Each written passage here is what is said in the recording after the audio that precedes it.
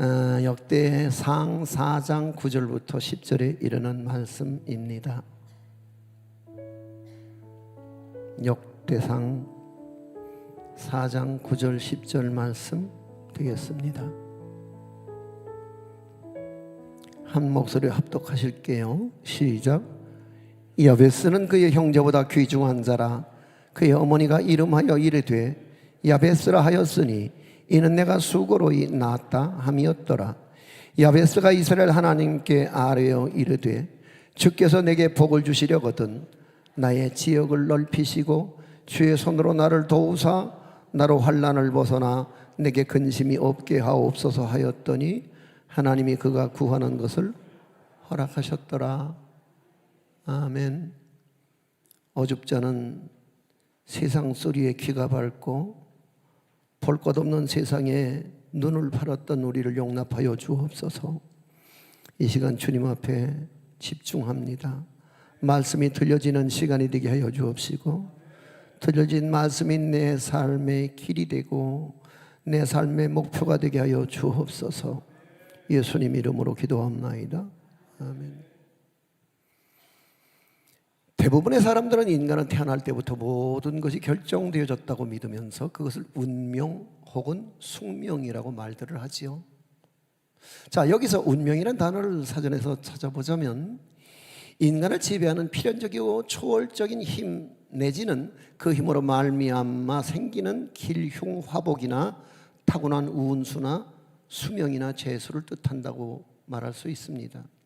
다시 말해서 운명이란 선천적으로 태어나면서부터 어깨에 걸머지고 나오는 것이기에 누구도 어쩔 수 없는, 한마디로 말하자면 바꿀 수도 없고 바뀌어지지도 않는 것이 숙명 내지 운명이라고들 생각합니다마는, 그런 엄밀히 말해서 숙명과 운명은 인생의 관점에서 혼용되는 개념으로서 같은 말인 듯 하지만 사실은 숙명이란 이미 날 때부터 가는 길이 정해져 있어서 인간의 의지로 피하거나 바꿀 수 없는 상황을 뜻하는 말이라고 볼 때에, 운명이란 문자 그대로 움직이는 생명 혹은 흐름에 따라 정해진 명령으로 해석할 수 있습니다. 따라서 운명이란 인간의 환경, 선택, 행위, 만남, 인간의 노력 이런 여하에 따라서 길이 바뀔 수도 있다고 보는 것이죠. 흔한 예를 들어서 숙명이 뒤에서 날아오는 화살과 같아서 피할 수 없는 것이라고 볼 때에 운명이란 앞에서 날아오는 화살과도 같아서 피할 가능성은 어느 만큼은 있다고 비유하기도 합니다. 사실 제가 오늘 올려놓은 설교 제목은 운명을 극복하는 존재라고 정해놓고는 문득 우리 기독교에서는 운명이란 말은 좀 쓰기 거북스러운 말일 수도 있다고 생각한 나머지 곰곰하게 생각하고 눈을 감고 묵상을 했습니다. 왜냐하면 우리는 운명의 메인 존재가 아닌 사명의 메인 존재일 것이며 주 예수 그리스도의 이름으로 운명의 정면 돌파하려는 믿음으로 무장된 사람들이기 때문에 그러합니다. 그래서 생각 끝에 고통의 멍에를 벗고 이렇게 정했다는 거 아닙니까? 자, 어쨌거나 야베스는 불우하고 가혹한 운명의 사람이었던 것만은 분명합니다. 자, 우리 기독교의 비슷한 개념으로 예정교리가 있습니다. 이 예정이란 모든 것이 하나님의 계획하심 가운데 예정대로 진행된다는 교리인 거거든요. 그래서 장로교의 창시자인 존 칼빈은 예정론의 바탕 위에서 하나님의 창조와 섭리를 설명하고 있습니다. 즉 모든 것이 하나님의 뜻 가운데서 창조되었고 진행되어져 간다는 얘기인 거죠. 그러므로 모든 것이 하나님의 예정 가운데 있다고 말할 수 있습니다. 이 부분에 대해서는 그 누구도 거역함이 있을 수 없는 거죠. 왜냐하면 하나님은 지금도 살아계시며 모든 것을 주관하시는 분이시기 때문입니다. 하지만 오늘 우리의 관심은 완벽하신 하나님, 전지전능하신 하나님께서 계획해 놓으신 예정이 이게 아주 멋지고 훌륭한 경우라면 몰라도 혹여 슬픔과 고통을 안고 태어난 경우라면, 그래서 그것이 바꿀 수 없는 자신의 길이 됐다면 이걸 바꿀 수는 없을까? 그래서 많은 사람들이 궁금증을 갖기도 합니다. 그러나 결론적으로 말하자면 여러분, 하나님이 계획해 놓으신 예정이 있다 손치더라도 혹여 하나님이 기뻐하시는, 그리고 하나님 마음에 흡족한 바람이 있고 원함이 있다면 때때로는 성경에서 운명이 달라지고 예정이 뒤바뀐 경우도 있다고 볼 때 오늘 그 궁금증에 대한 해답이 충분할 거라고 생각되어집니다. 역대상을 읽다 보면 첫눈에 들어오는 것 헤아릴 수 없을 만큼 많은 사람들의 이름이 등장하는 것을 볼 수 있는데, 역대상 1장 1절 이하에 들어가 보면 아담, 셋, 에노스로부터 시작돼서 나열되는 이름이 역대상 19장까지 무려 600명의 이름이 등장하는 것을 볼 수 있습니다. 그런데 여기에 또 다른 특징은 그 사람들의 행적에 대한 언급이 전혀 없다는 겁니다. 그저 단순하게 이름만 기록하고 있을 뿐이라는 겁니다. 그러니까 누가 누구를 낳았다라고 말하고 그 다음 사람에게로 바통이 넘어가는 것을 볼 수 있죠. 이런 분위기가 역대상 4장 8절까지 이어지고 있던 가운데 그 누구도 예외가 없었으련만, 그런데 단 한 사람 야베스에 이르러서는 그렇지 않죠. 그죠? 그가 어떻게 살았으며 무엇을 했는지에 대해서 구체적으로 설명하고 있는 것을 보게 됩니다. 그리고 또다시 11절로 들어가면서 무슨 일이 있었냐는 듯이 또 이전의 분위기로 되돌아갑니다. 그래서 오늘 이 본문은 우리의 주의를 끌기에 충분하다고 봐집니다. 도대체 야베스라는 사람이 얼마나 중요한 사람이었기에 이렇게 그를 특별 취급하고 있는 것일까요? 아니, 그가 아담이나 노아나 아브라함보다 훨씬 더 중요한 인물이었을까요? 분명히 그렇지는 않은 것 같습니다만은, 그런데 어떻게 이런 사람들보다 더 중요하게 취급을 하고 있는 것일까요? 여기서 구절을 주의 깊게 읽어보면 더 이해할 수 없는 부분을 발견하게 되죠. 자, 읽어보시겠습니까? 시작. 야베스는 그 형제보다 존귀한 자라. 그 어미가 이름하여 야베스라 하였으니 이는 내가 수고로이 낳았다 함이었더라. 야베스라는 이 이름의 뜻은 그가 고통을 준다 혹은 슬픔을 준다, 이런 뜻을 가지고 있는 이름입니다. 아니, 이 아이가 태어났을 때 이 아이가 정말 존귀한 아들이 맞았다면 그 이름을 야베스라고 붙여서 안 되죠. 그런데 그 어머니는 굳이 그를 야베스라고 이름을 붙입니다. 성경에 나타난 이름들은 깊은 의미를 담고 있죠. 그 누구도 자녀의 이름을 그냥 마구잡이로 붙이진 않죠. 거기에는 오롯이 부모의 소원이 있고, 그리고 그 아이가 장차 어떤 사람이 되기를 바라는가에 대한 바람 또한 있습니다. 근데 성경에 보면 우리가 기억하는 우울한 이름 중에 하나, 그런 이름이 있습니다. 이가봇. 엘리 제사장 시대에 이스라엘은 캄캄한 종교 흑암의 시대를 통과하고 있었습니다. 그들의 지도자였던 대제사장은 늙었고 제사장의 자녀들이 죄악을 범하는 데 있어서 블레셋과의 전투에서 법궤까지 들고 나가 싸우다가 제사장의 두 아들 홈니와 비느하스는 전사를 하게 되고, 그들이 들고 나섰던 법궤까지 빼앗긴 상황 속에 패전의 소식을 듣게 된 엘리 제사장은 의자에 앉아서 초조하게 소식을 기다리다가 놀라서 의자에서 떨어져 죽습니다. 이런 비극적 상황 앞에서 마침 엘리의 며느리가 해산하는 도중에 죽어가면서 태어난 아이가 있습니다. 어미는 이 불행한 사태 가운데 태어난 아기의 이름을 이가봇이라는 이름으로 명합니다. 그 이가봇이라고 하는 이름의 뜻은 하나님의 영광이 떠났다, 이런 뜻인 거죠. 자, 본문으로 들어가서 왜 야베스가 태어났을 때 그 어미는 굳이 그 아들의 이름을 야베스라고 붙여야만 했을까요? 자, 그렇다면 제가 9절 말씀을 이렇게 의역을 한번 해볼까요? 한 아이가 태어났다. 그런데 그 아이는 태어나는 순간 그를 낳은 어머니의 기쁨이기보다는 괴롭힘, 고통 그 자체였다. 그래서 야베스란 이름을 붙이지 않을 수 없었다. 야베스는 눈물로 세월을 살다가 인생을 마치도록 설정되어 있는 그런 운명적 존재였다. 그러나 그 어머니는 그래서 그 이름을 야베스라고 붙였는데, 그런 그가 놀랍게도 태어날 때부터 짊어진 운명을 극복하고 여러 형제들보다 마침내 존귀한 자가 되었다, 이런 얘기죠. 강조점은 처음부터 존귀한 자로 태어난 것이 아니었다는 사실입니다.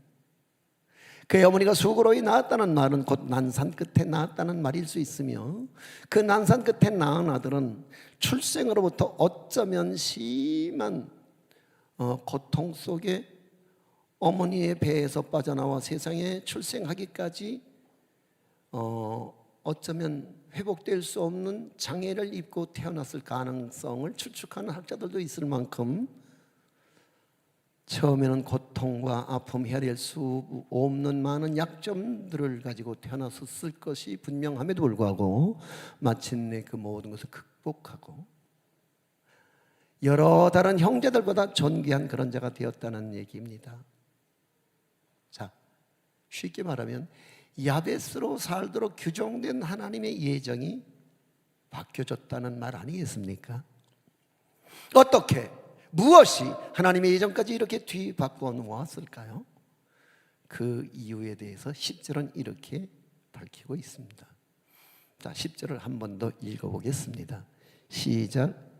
야베스가 이스라엘 하나님께 아뢰어 가로되 원컨대 주께서 내게 복을 주시려거든 나의 지경을 넓히시고 주의 손으로 나를 도우사 나로 환난을 벗어나 근심이 없게 하옵소서 하였더니 하나님이 그 구하는 것을 허락하셨더라. 아멘. 자, 하나님이 그 구하는 것을 허락하셨더라. 여기서 분명히 깨달을 수 있는 것은 뭡니까? 바로 기도는 자신의 운명까지도 바꿀 수 있다는 사실을 전제합니다. 샤머니즘에서 비는 복과 성경이 말씀하고 있는 복은 근본이 다르지요. 샤머니즘적인 복의 핵심은 자기 소원 성취입니다. 그것은 인위적이자 인간적이며 이기적인 복을 뜻합니다. 그러니까 거기에 복의 주체는 나일 수밖에요. 그래서 내가 지극정성을 들여서 신을 감동시켜야만 합니다. 그러나 반면에 성경이 말하는 복이란 하나님으로 만족한 상태를 의미합니다. 하나님이 베풀어 주신 은총이 감사하며 누리는 기쁨과 즐거움이 충만한 상태입니다. 그러므로 성경적인 복이란 내가 스스로 얻어내는 것이 아니라 하나님이 위로부터 부어주시는 거라는 거죠. 우리가 그냥 편하게 놓고 쓰는 용어 중에 하나님이 우리를 축복하옵소서라고 하는 문장을 놓고 볼 때에 여기 축복이란 말을, 이게 빌축자거든요. 그렇죠? 그럼 하나님이 우리에게 복을 빌어주시는 분이냐? 이 부분에 있어서 저는 천주교가 선택한 용어를 나는 참 잘한 용어 선택이라고 생각하는 게 뭐냐면은, 천주교에서는 하나님이 우리를 강복하옵소서 내릴 강자거든요. 아멘. 하나님 우리에게 복을 내려주시는 분이지 하나님 우리에게 복을 빌어주는 분 아니라는 사실을 인정하셔야 합니다. 아멘. 자, 하나님은 분명히 복의 근원 되심을 믿으십니까? 히스기야 이 얘기를 좀 해볼까요? 그가 병에 들었을 때 선지자가 와서 너는 병들어 죽고 살지 못하리라고 예언을 합니다. 그때 히스기야 왕은 벽을 향하여 통곡하면서 자기의 진실과 전심을 다해서 기도를 하기 시작했고, 그 기도의 결과로 그의 생명은 15년간이나 연장되었다고 하는 사실과 더불어서 그 표적으로서 해그림자가 10도 뒤로 물러가는 기적이 나타났던 사실을 우리는 이미도 잘 아시는 바입니다. 어떤 상황 속에서라도 절망하지 않고 하나님 앞에 나와 부르짖는 자를 하나님은 결코 외면하지 않으실 줄로 믿으시면 아멘 하십시다. 할렐루야. 그러니까 아무리 인생이 실패와 좌절, 한숨과 통곡으로 정해진 존재라 할지라도 간절한 기도를 통해서 그 실패를 성공으로, 좌절이 백절불굴의 용기로, 수치와 부끄러움이 영광과 자랑으로 바뀌어진다는 사실입니다. 오늘 많은 사람들이 운명론이나 숙명론에 대해서 믿고 있다고 봐집니다. 그러나 우리는 예정론을 믿습니다. 예정, 그것은 분명히 존재합니다. 그러니까 오늘 제가 아이들에게 세례를 주는 것도 역시 우연히 그냥 얼렁뚱땅 되어진 사건이 아니라 하나님의 치밀한 하나님의 예정 섭리 속에서 하나님의 정하신 타이밍이 이르러서 오늘 우리에게 이러한 사건과 이런 행사가 벌어지는 줄 믿으시면 아멘 하십시오. 그건 결코 우연인 듯하지만 우연이 아니고 내가 결정하고 결단한 결과물인 것 같지만, 그러나 그것은 이미도 하나님의 예정 섭리 속에 들어있는 사건이었다고 말할 수 있는 거죠. 아멘. 그런데 이 중에 우리가 진짜 잊지 말아야 할 중요한 것 중에 중요한 팩트는 뭐냐? 하나님의 예정 속에 우리의 기도도 포함되어 있다는 겁니다. 그러므로 간절히 기도하면 하나님 바꿔주실 줄 믿습니다. 그러니까 하나님의 예정이 변경되는 과정에서 간절한 기도가 변수로 작용하게 된다는 겁니다. 이해가 되십니까? 그런데 인생의 모진 고통의 멍에를 벗어던진 야베스의 기도의 내용을 살펴보자면 이건 뭐 별로 특별할 것 없는, 아니 너무 평범하기조차 하고 더 나아가서 아주 몸이 건조한 느낌까지 들 수밖에 없는 그의 기도의 내용을 보면서 이런 기도가 뭐가 특징이 있는 거지? 근데 중요한 거는 그럼에도 불구하고 하나님께서 야베스의 기도를 들으셨다는 사실이죠. 할렐루야. 기도를 들으신 정도가 아니라 그의 운명, 그를 향한 하나님의 예정까지도 변경시켜 주셨다는 얘기입니다. 야베스의 기도는 주께서 내게 복을 주시려거든 이렇게 시작되고 있습니다. 그러면 그가 구했던 복은 무엇일까요? 성경이 말하는 복은 사람에게서나 세상에서 얻을 수 없는 하나님의 은혜를 뜻하고 있는 것이죠. 그래서 그것은 하나님만이 주실 수 있는 복을 말하고 있습니다. 야베스는 자신의 가혹한 인생, 늘 슬픔을 달고 살아야 할 기구한 고통을 내려놓고, 그리고 그 고통에서 자유롭게 멀리 후를 날아가고 싶었을 겁니다. 날 때부터 혹은 자라나면서 그리고 지금까지 자신을 누르고 있던 수고와 고통과 슬픔뿐인 인생을 바꾸실 분은 하나님이시며 그것을 하나님의 복이라는 사실을 깨달았기에 그는 그렇게 간절히 기도하고 있는 것일 겁니다. 개역 성경에서 야베스의 기도는 그렇게 되어 있었죠. 내게 복에 복을 더하사, 이렇게 번역되어 있었던 사실을 여러분들은 기억하실 겁니다. 야베스는 아무리 생각해도 복을 받았다고 말할 그 아무것도 없는 존재였죠. 그런데 그가 이렇게 고백합니다. 하나님, 나는 하나님으로부터 이미 복을 받은 사람이다. 그러니까 이미 기존에 자기가 누리고 있는 복이 있다고 고백하는 거, 복에. 그러니까 하나님께서는 내가 지금 누리고 내가 지금 향유하는 이 복에 복을 더해 주십시오. 할렐루야. 그래서 나는 이미 복을 받은 사람입니다라고 하는 고백 위에, 그러나 그 위에 더욱 하나님의 복이 지금 필요합니다. 내가 지금 받아 누리는 이 복 위에 하나님이 주시는 복을 더해 주십시오. 할렐루야. 그는 자신을 자학하지 않고 하나님의 눈으로 자신을 바라보면서 긍정적 사고로 접근해 들어가고 있습니다. 제가 이미도 여러분에게 여러 차례 얘기를 해서 다들 알고 계시겠습니다만은, 어쩌면 세상 말로 말하는 제 팔자소관은 기구하고 제 운명은 제 어린 마음에 너무너무 슬펐습니다. 전쟁 직후에 그저 먹을 것 없는 황량한 움막집에 내동댕이 쳐진 저의 어린 시절. 근데 제가 학창시절에, 초등학교 시절에 제 옆에 아주 가깝게 지낼 수밖에 없는 짝꿍 하나가 있었는데, 그 짝꿍의 할머니가 대단히 유명한, 그래서 소위 그 당시로 말하자면 발에 흙 묻히고 살지 않을 수 있는 용한 무당, 쪽집게 무당. 그게 이제 제 짝꿍의 할머니가 아주 용한 무당이었습니다. 제가 그 집을 자주 드나들 수밖에 없었던 것은, 그 집에 가면 제 어린 배를 위로해 줄 수 있는 떡과 과일이 늘상 있었습니다.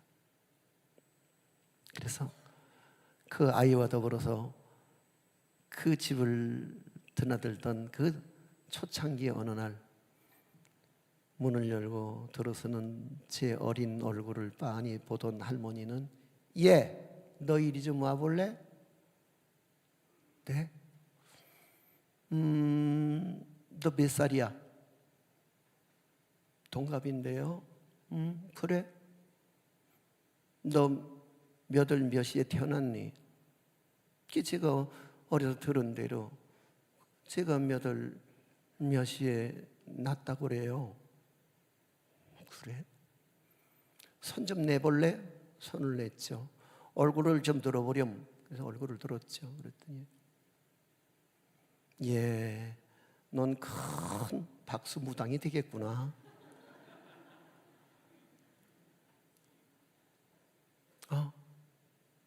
그래서 저는 어려서부터 제가 어린 마음에 운명적으로 내가 박수무당이 될 수밖에 없는 운명을 가진 존재라고 난 생각했어요. 근데 제 어린 마음에 이 가난하고 이 서러운, 그리고 눈물 많은 세상에서 내가 성공 출세해도 모자를 파네. 내가 무당이 된다고? 내가 무당이 된다고 나? 그건 싫다. 나 싫다.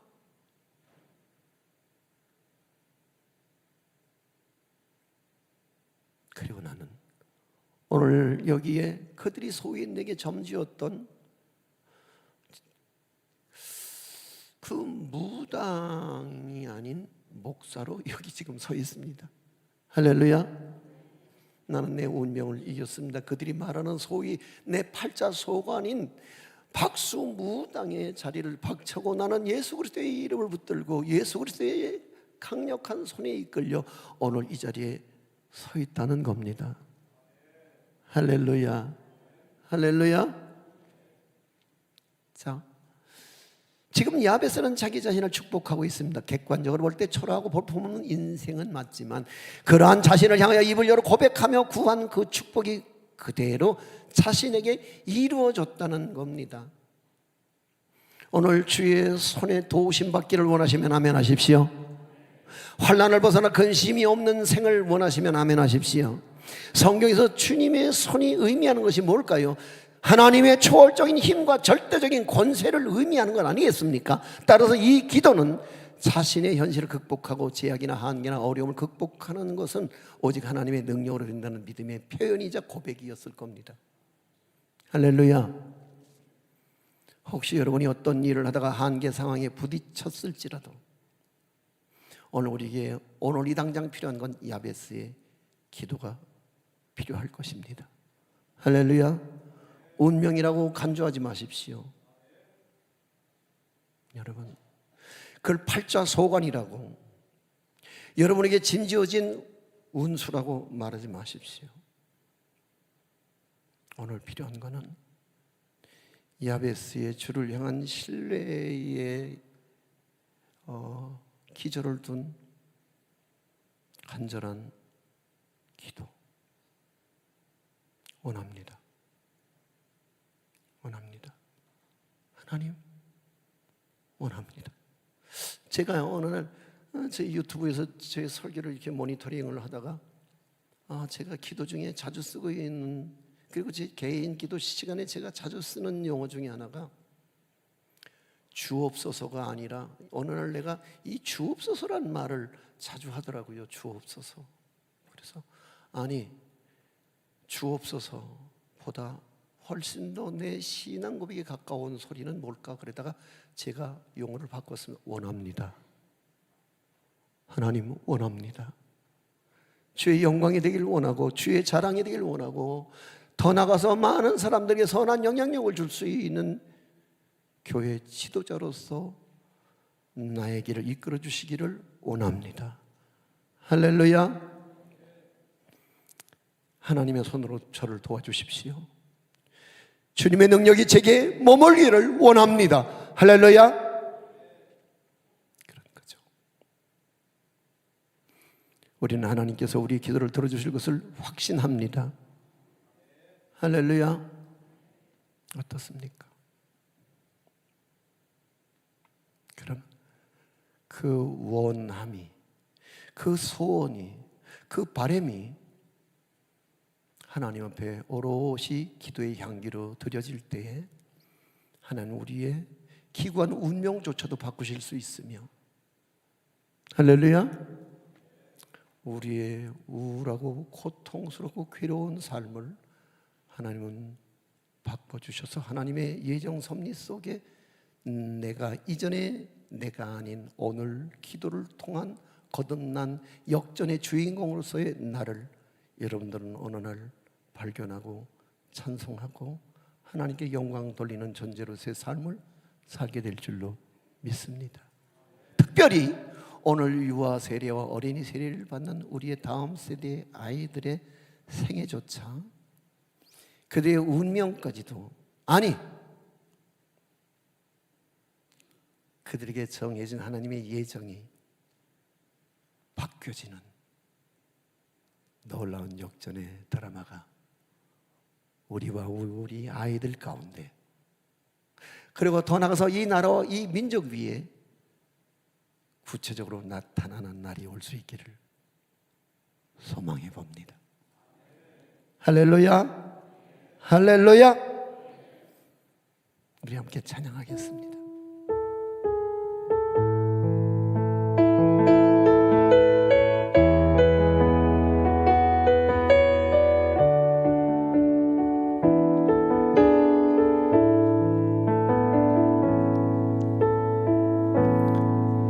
하늘의 문을